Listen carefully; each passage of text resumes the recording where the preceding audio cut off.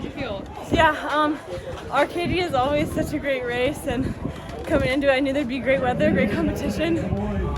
So just went out strong, wanted to take it from the start and get out fast. I think you're 59 through first lap, which is good. It's right where I wanted to be, but didn't quite have the last lap.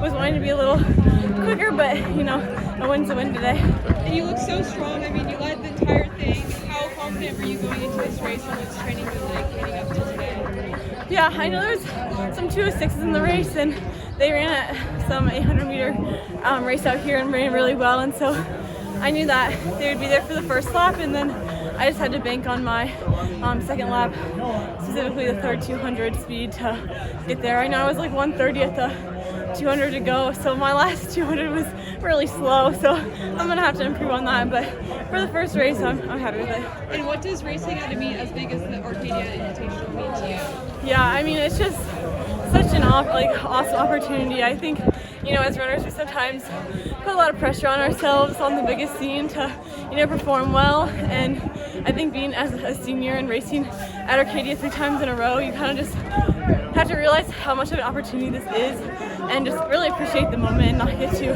stressed about the times, the places, and just enjoy it. Yeah, absolutely. And what's like the best piece of advice you received going into the race today? Going into the race today, I would say I don't know, I'm pretty quiet before races and don't really talk that much, and if I do, it's not about the race at all, but I would just say I got a text before the race that just said, like, you know, you're in the physical, like, fitness to do this, and you always show up and compete, so just go out there and trust yourself. Yeah, and what's next for you? We have a race this Saturday in Illinois.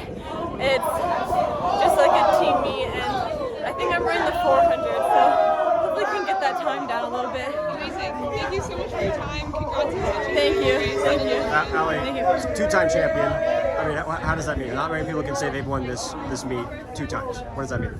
Yeah, I think this race is really a learning opportunity for me throughout the years. I mean, I came here my sophomore year and won in 205 and set the meet record, and so, you know, that was awesome. And then coming in sophomore year, I came in and ran a PR, but got beat by like 100th of a second, and so coming down that last turn today, I definitely was, you know, thinking about that moment, and definitely learned from it and knew that I had to close hard because people can always be there.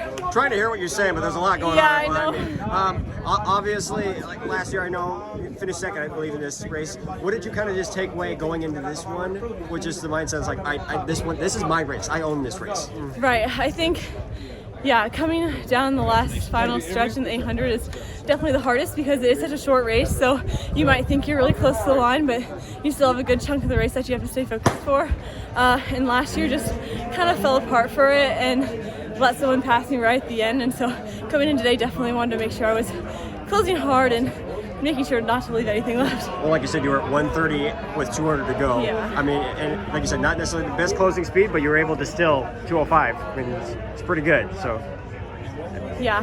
I was happy with it, but obviously want to be a little faster.